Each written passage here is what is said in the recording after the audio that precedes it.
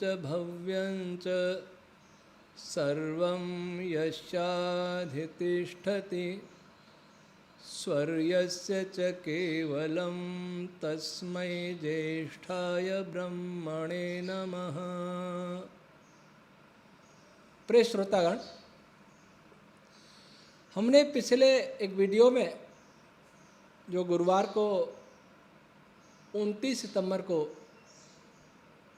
डाला था, उसमें हम चर्चा कर रहे थे कि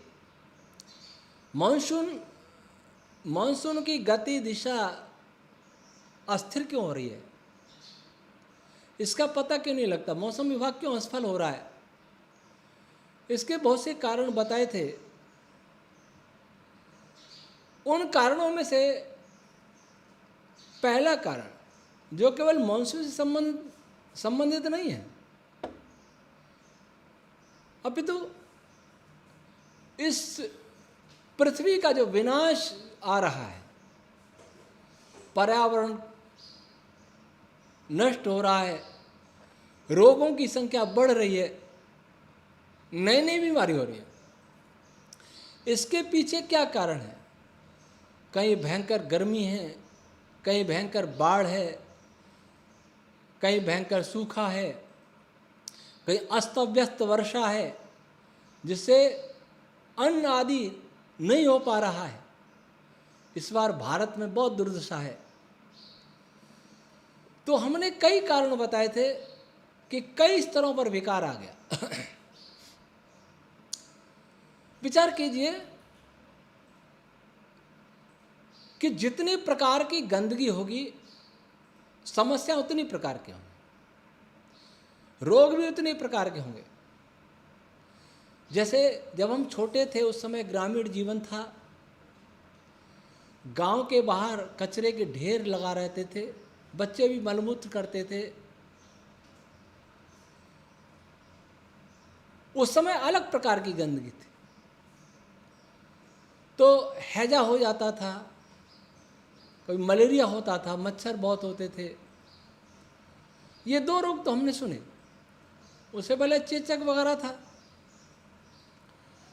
लेकिन किसी को डायबिटीज हो रहा है, किसी को गुर्दे फेल हो रहे हैं, किसी के घुटने खराब हो रहे हैं, किसी के हृदय रोग हो रहा है, किसी को कैंसर हो रहा है, ऐसा हमने नहीं सुना। किसी को इन रोगों से पीड़ित होते नहीं देखा। हैजा हुआ या तो ठीक हुआ या तुरंत चला गया, मलेरिया हुआ सामान्य रूप से ठीक हो जाता था। लेकिन अब जो रोग हो रहे हैं, जीवन भर रहने वाले, ये हो नहीं रहे, पैदा किए जा रहे। और वायरस अभी करीब 20 साल से तो वायरसों की बाढ़ आ रही है। 2 साल से तो ये वेरिएंट, पहली लहर, दूसरी लहर, तीसरी लहर, चौथी लहर, ये क्या तमाशा। जैसे नहर से पानी छोड़ते हैं, वैसे कोई पानी छोड़ रहा है, वायरस छोड़ रहा है, वायरस। कुछ तो जितनी तरह की गंदगी होगी उतने तरह के वायरस पैदा भी हो जाएंगे, कुछ नहीं होंगे तो पैदा करेंगे, छेड़छाड़ करके बनाएंगे, नए नए स्वरूप में लाएंगे उनको। जो हानिकारक नहीं होगा उसको भी हानिकारक बना देंगे, जो अन्न हानिकारक नहीं है उसको भी हानिकारक बना देंगे, जीएम जेनेटिकल मॉडिफाई करके उसको भी हानिकारक बना देंगे। जो कपड़े अच्छे हमारे शरीर को ढकने वाले हैं उसको भी कुछ केमिकल लगा के उसको भी खराब कर देंगे। अर्थात एक विशेष योजना है, षड्यंत्र है इस मानव जाति को त्रास देने की। वे भी मानव है शरीर से तो, लेकिन विचारों से वो राक्षस से भी अधम है। राक्षस भी इतिहास में ऐसे नहीं सुने। रावण भी सुना, कंस को भी सुना, और भी राक्षस, पर ऐसे नहीं सुने। तो हम पहली गंदगी हटी, कूड़ा कचरा हटा, मोदी जी ने एक स्वच्छता अभियान चलाए, सारे देश में, विदेश में भी प्रशंसा हुई। सफाई दिखती है, रेलवे स्टेशन पर दिखती है, शहरों में दिखती है। इसके लिए सरकार धन्यवाद की पात्र है।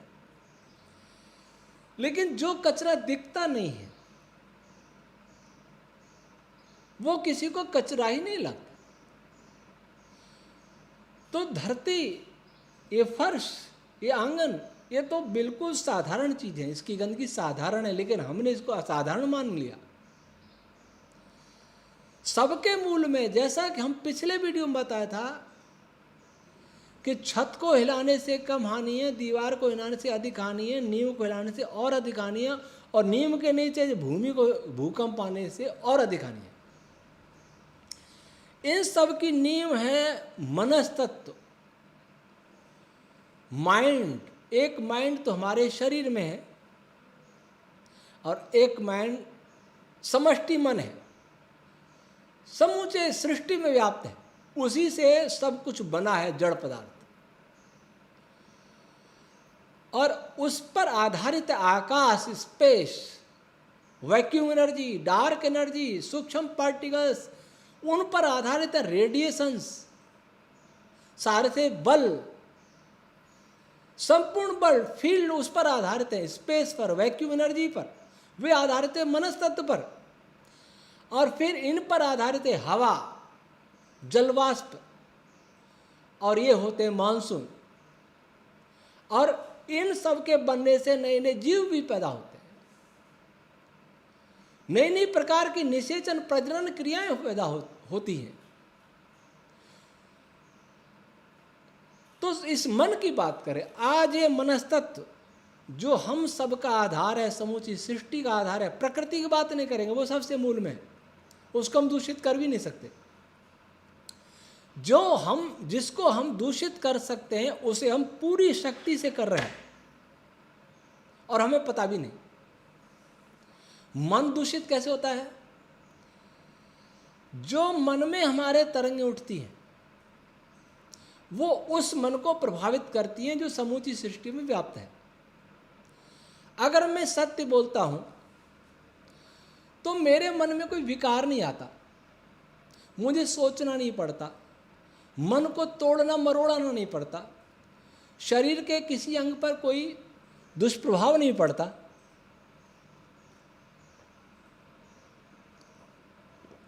अब मैं झूठ बोलता हूं, तब मैं झूठ बोलता हूं, मेरी धड़कन बढ़ जाती है, पसीना आ जाता है, श्वास बढ़ जाता है। झूठ पकड़ने वाली मशीन कैसे पकड़ती? कि व्यक्ति झूठ बोलेगा, कितना ही निडर है, कितना ही चतुर झूठ बोलने वाला, हर समय क्यों नहीं झूठ बोलता है, लेकिन उसके शरीर में एक ऐसी प्रतिक्रिया होगी, इस प्रतिक्रिया को मशीन पकड़ लेगी और वो पकड़ा जाएगा, वो व्यक्ति झूठ बोल रहा है। इसका अर्थ ये हुआ कि हमारे द्वारा बोला गया झूठ हमारे शरीर के अंगों को प्रभावित करता है, हमारे शरीर के कोशिकाओं को प्रभावित करता है, हमारे शरीर के मॉलिक्यूल्स, एटम्स को प्रभावित करता है, यहाँ तक कि सूक्ष्म पार्टिकल्स को, वेव्स को भी प्रभावित करता है। और फिर ये प्रभाव कहाँ तक जाता है? मन केवल हमारे शरीर में ही तो नहीं है, बाहर भी है, जो समष्टि मन, वो उसको भी प्रभावित करता है। वो मन कहाँ तक है?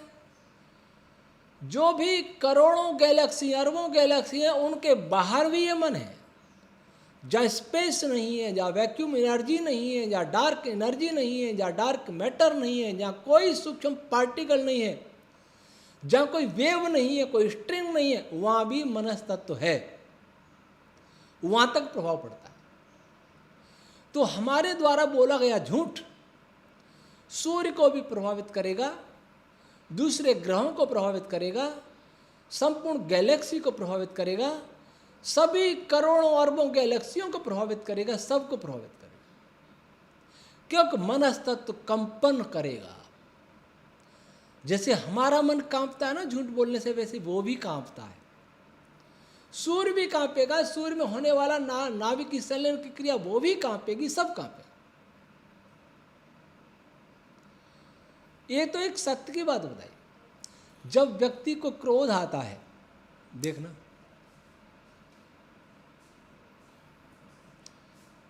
क्रोध आता है तो कैसा लगता है? पसीना, श्वास फूल जाना, चेहरा लाल हो जाना, रक्त प्रवाह तेज हो जाना, हृदय की धड़कनें बढ़ने लगना। क्या अर्थ हुआ? कि क्रोध हमारे शरीर के कण कण को, अणु अणु को, सबको प्रभावित कर रहा है। कांप जाता है, उसकी बुद्धि अस्त व्यस्त हो जाती है, बुद्धि भ्रष्ट हो जाती है। जब व्यक्ति अत्यंत कामातुर होता है तब भी ये क्रिया होती है। तो काम और क्रोध, ईर्ष्या, जब व्यक्ति ईर्ष्या में जल रहा होता है, हर समय जलता रहता है, सोचता रहता है, दूसरे को उन्नति को देख के जलता रहता है, इससे हमारा मन विकृत हो रहा है। जब व्यक्ति अहंकार, अहम अहम करता, मैं ये हूं, तब भी व्यक्ति सामान्य नहीं होता। वह अपने शरीर को जलाता है, अपने शरीर को विकृत करता है, मन को विकृत करता है, और ये मन सारे मन को विकृत करता है।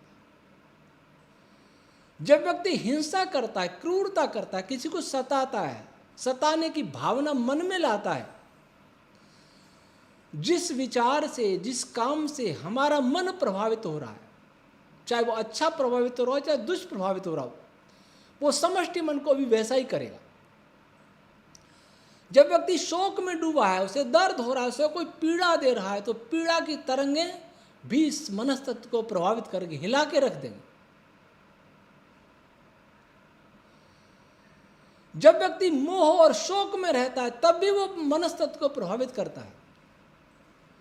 आप परीक्षण करके देखिए कि जब आप इन विकारों से ग्रस्त होते हैं, उस समय आप अपने चेहरे को दर्पण के सामने लाइए, देखिए आपका चेहरा विकृत तो नहीं हुआ कहीं, अवश्य विकृत होगा। आपका चेहरा दर्पण बता देगा कि आप विकारग्रस्त हैं।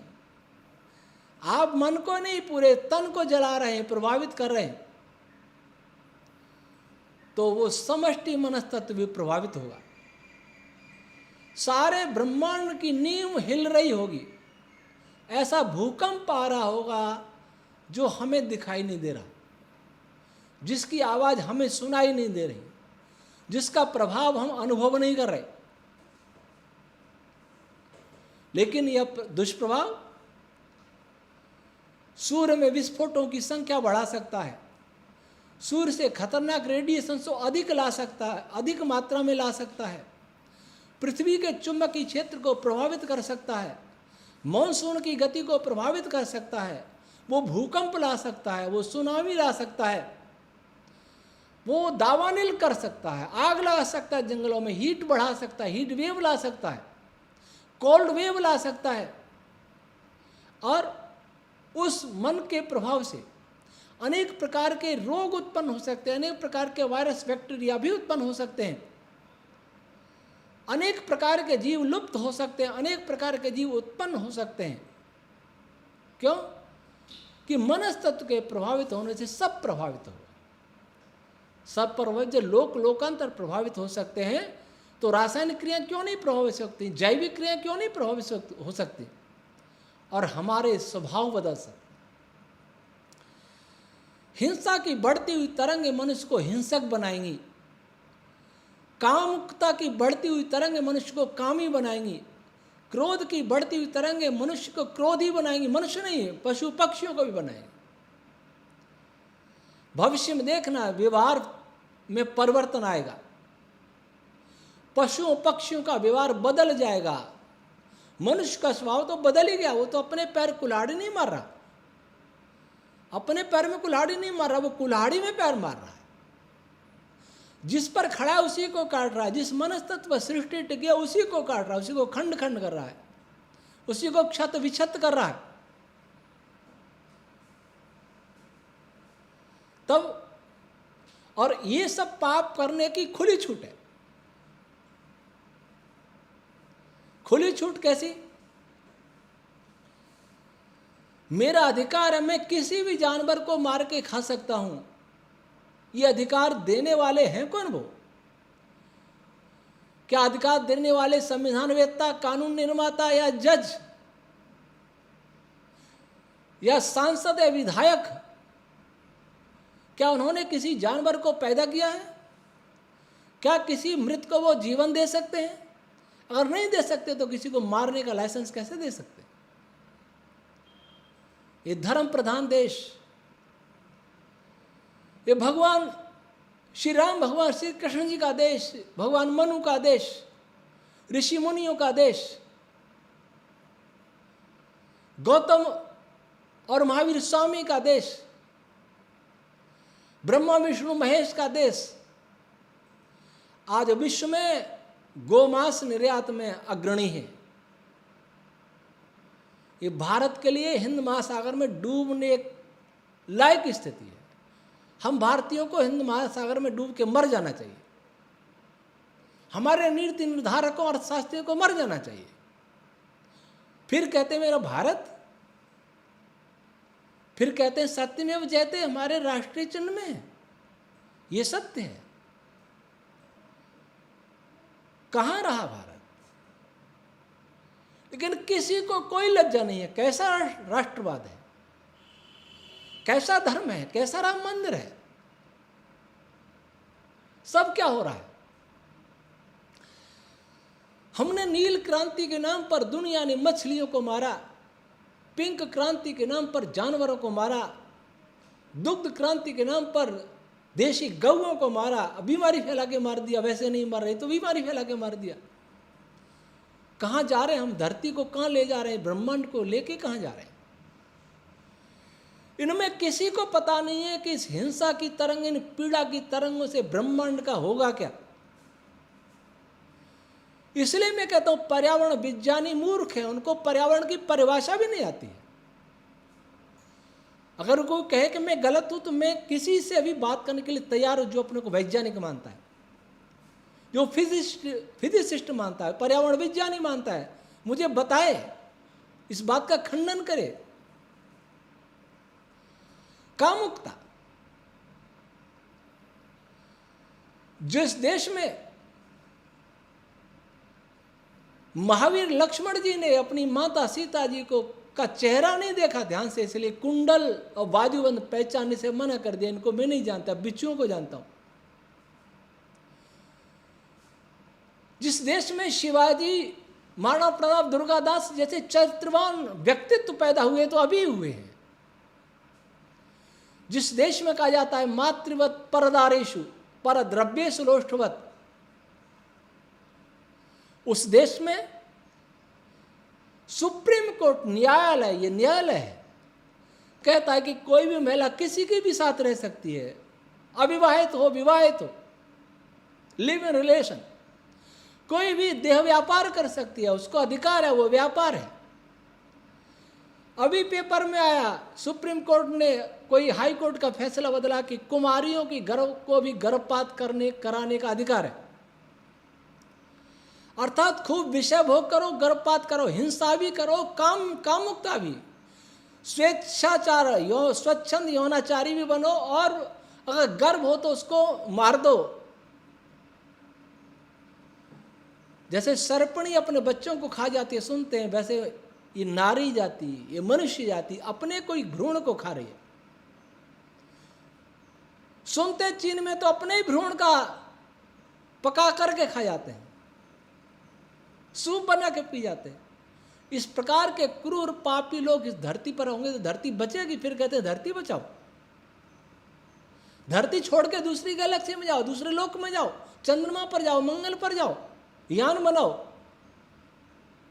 ऐसे पापियों को कहीं भी रहने की जगह नहीं मिलेगी। जहां जाएंगे वहीं पाप करेंगे, वहीं विनाश करेंगे। इस धर्म प्रधान कहे जाने वाले भारत देश में 70% लोग मांसाहारी हो गए। कितनी लज्जा की बात है। और सरकारें मांस को प्रोत्साहित कर रही हैं। मछली पालन, मुर्गी पालन, सुअर पालन कोई भी पाल सकता है। गाय पालने के लिए अनुमति चाहिए। राजस्थान सरकार का आदेश है कि एक गाय से ज्यादा रखेंगे, रजिस्ट्रेशन की शहरों में। मछली पालो, सुअर पालो, सब पालो, गाय मत पालो। अब आगे ईर्ष्या और लोभ। ईर्ष्या क्रोध क्यों हो रहा है? आज भाई को देख करके भाई जलता है। लोभ में पति पत्नी का विश्वास नहीं करता, पत्नी पति का विश्वास नहीं करती, भाई भाई का विश्वास नहीं करता, मर्डर हो जाते हैं। इस लोभ के कारण कितने अपराध हो रहे हैं। आज सबके लिए धन ही परमात्मा हो गया है, सारे संबंध समाप्त हैं। ये पागलपन सिखाया किसने? ये पागलपन सिखाया हमारी सरकारों ने, हमारे मीडिया ने। कैसे सिखाया? विकास। हर व्यक्ति को 10-20 हजार का मोबाइल चाहिए, बच्चों को भी चाहिए। एक किसी पर है तो दूसरे को वो उसके लगता है कि मोबाइल होगा तभी हम विकसित होंगे, क्योंकि शौक लगाया हमारे देश की सरकारों ने। इस पर फिर बोलेंगे किसी दिन।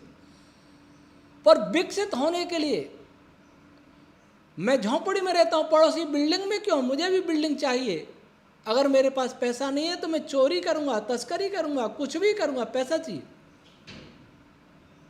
और जब कुछ भी करूंगा तो जेल भी जाना पड़े, कोई बात नहीं, दोबारा आऊंगा फिर भी यही काम करूंगा, क्योंकि मुझे विकास चाहिए, मुझे पैसा चाहिए, मुझे टेक्नोलॉजी चाहिए, मुझे सुविधा चाहिए।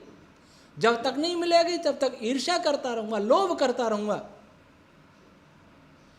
और जब तक लोभ की पूर्ति नहीं होती, जब तक शोक भी करता रहूंगा, क्रोध भी करता रहूंगा। ये सारी तरंगे हमें जीने नहीं दे रही। जिनको विकसित मानते हैं, अमेरिका बहुत विकसित देश है, बहुत संपन्न है, हम उससे होड़ करते हैं। पर जिस देश में 65% 19 वर्ष के नीचे के बच्चे डिप्रेशन के शिकार हों, जिस देश में 10-10, 11-11 वर्ष के बच्चे अपने साथियों को गोलियों से भून देते हो, जिस देश में लाखों गर्भपात कराए जाते हों, जिस देश में पशुओं के करोड़ क्रंदन से आकाश मनस्तत्व गूंजता हो, हमारा देश भी गूंजता है। जिस देश में कोई माता पिता भाई बहन के संबंध नहीं हो, जिस देश में हर नारी भोग्या हो, वे देश हमारे लिए आदर्श बन गए। वही तो हमारे यहाँ हो गया। अगर किससे ये भी कह दें कि कपड़े शालीन पहनो, क्या होता है मीडिया में? कौन कौन संगठन आते हैं? जितना अधिक अंग प्रदर्शन करो उतना ही अधिक महत्व मिलता है, पुरस्कृत होते हैं, सौंदर्य प्रतियोगिताओं में जीतते हैं। किसने पागल बनाया? किसने कामी बनाया? हमारी सरकारों ने, हमारी शिक्षा ने, हमारे मीडिया ने। सारे संस्कार समाप्त हो गए। और ये भारत नहीं, सारा विश्व में ये चल रहा है।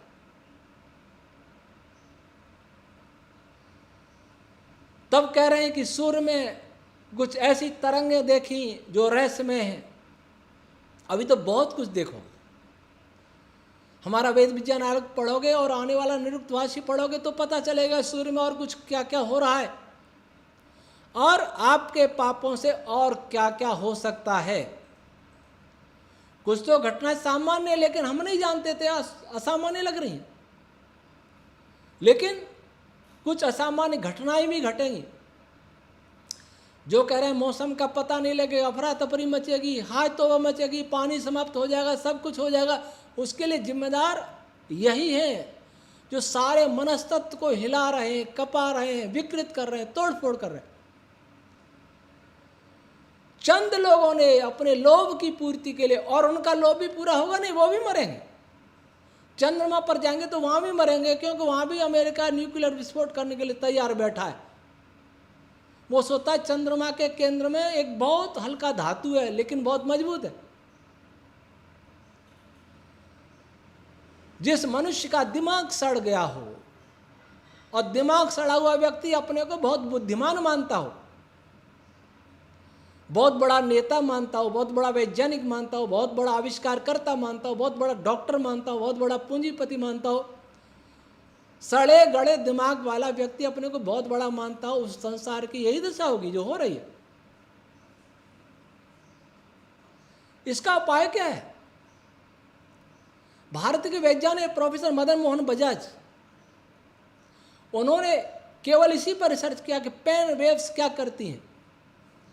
मेरे पास आए थे, 2 पुस्तकें मुझे भेंट की उन्होंने। मैंने उन्हें कहा, प्रोफेसर बजाज साहब, केवल पेन वेव्स ही नहीं होती, तो बोले स्वामी जी और मैं क्रोध की वेव, काम की वेव, अहंकार की वेव, ईर्ष्या की वेव, शोक की वेव, इनकी वेव होती है।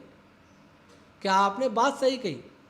तो इनका समाधान क्या है? मैं इनका समाधान भी, सदाचार की तरंग, सत्य की तरंग, मित्रता की तरंग, दया की तरंग, करुणा की तरंग, प्रेम की तरंग, ये तरंगें इस भूमंडल को नहीं, ब्रह्मांड को बचा सकती। लेकिन इन तरंगों को पैदा करने की शिक्षा किसी भी पुस्तक में नहीं मिलती। प्राथमिक कक्षा से लेकर विश्वविद्यालय के पीएचडी, डीलिट, डीएससी उपाधियां ले लीजिए, लेकिन ये तरंगें पैदा करने की बात कहीं नहीं होगी। जिसको प्रेम कहा जाता है वो वास्तव में आज कामलीला है, उसको प्रेम कह दिया जाता है। प्रेम भी नहीं समझे। वो प्रेम कैसा प्रेम होना चाहिए? वेद में लिखा है कि जिस गाय अपने नवजात बछड़े से प्रेम करती है, नवजात बछड़ी से प्रेम करती है, मर जाएगी लेकिन अपने बछड़े को मरने नहीं देगी, शेर से बढ़ जाएगी। ये प्रेम, वो भाई भाई का प्रेम जो रामायण में देखा जाता है, वो पति पत्नी का प्रेम जो रामायण में देखा जाता है, वो पिता पुत्र का प्रेम और सम्मान जो रामायण में देखा जाता है, वो प्रेम वापस हो।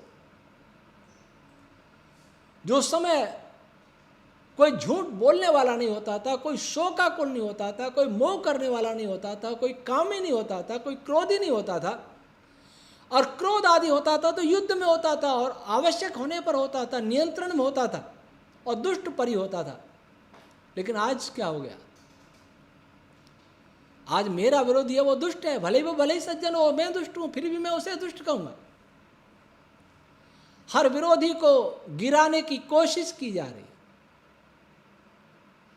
परिवार में भी हो रही है, गांव की राजनीति में हो रही है, शहर की राजनीति में हो रही है, राज्य की और राष्ट्र की और विश्व की। हर पार्टी दूसरे को नीचा दिखाने की पूरी कोशिश कर रही है। सत्य नहीं है, न्याय नहीं है। जहां न्याय और सत्य नहीं होगा वह ब्रह्मांड प्रभावित होगा, ये मनस्तत्व नष्ट भ्रष्ट होगा। और ये मनस्तत्व अन्य सारे स्थूल पदार्थों को हिलाने के लिए, उनको मिटाने के लिए महत्वपूर्ण कारण बनेगा और बन रहा है। इसलिए समझिए, ध्यान करिए, एकांत में सोचिए कि आप जो सोच रहे हैं, आपने दिन में जो सोचा, दिन में जो बोला, दिन में जो किया, क्या वो आपको करना चाहिए था अथवा नहीं करना चाहिए? यदि नहीं करना चाहिए था तो क्यों किया, और करना चाहिए था तो क्यों नहीं किया? आत्मनिरीक्षण करिए। आत्मनिरीक्षण केवल साधारण लोगों के लिए नहीं है, जो देश और विश्व को चला रहे उनको आत्मनिरीक्षण करने की आवश्यकता है। सामान्य व्यक्ति की गलती, सामान्य व्यक्ति के द्वारा बोला गया झूठ इस ब्रह्मांड को इतना प्रभावित नहीं कर सकता, लेकिन एक राष्ट्र नायक या विश्व नायक का बोला हुआ झूठ इस विश्व को तबाह कर सकता है, करोड़ों अरबों लोगों को प्रभावित कर सकता है, दुनिया को नष्ट भ्रष्ट कर सकता है। इसलिए जो जितना बड़ा है उसको और उतना ही अधिक आत्मनिरीक्षण करने की आवश्यकता है। याद रहे, हम बहुत तुच्छ जीव हैं, परमपिता परमात्मा के सापेक्ष हम बहुत तुच्छ जीव हैं। इस ब्रह्मांड में हम बहुत तुच्छ जीव हैं, हम कुछ भी नहीं, हमारा कोई अस्तित्व नहीं है। इसलिए अहंकार छोड़िए और आत्मनिरीक्षण करिए कि हमको क्या करना चाहिए, क्या नहीं करना चाहिए। इसकी कसौटी दी महर्षि दयानंद जी ने। सब काम धर्मानुसार, अर्थात सत्य और असत्य को विचार करके करना चाहिए। जिस दिन इस कसौटी पर मानव चल पड़ेगा, मानव वास्तव में मानव हो जाएगा, हमारा मन, हमारा शरीर, हमारा आत्मा शुद्ध हो जाएगा और समूचा मनस्तत्व भी शुद्ध पवित्र हो जाएगा, और फिर ये सारी अफरा तफरी जो मचने वाली है वो नहीं मचेगी। आज इतना ही। अगले वीडियो में हम मन के बाद जो पदार्थ है आकाश, उसके बारे में विचार करेंगे। आज इतना ही। ओम शम।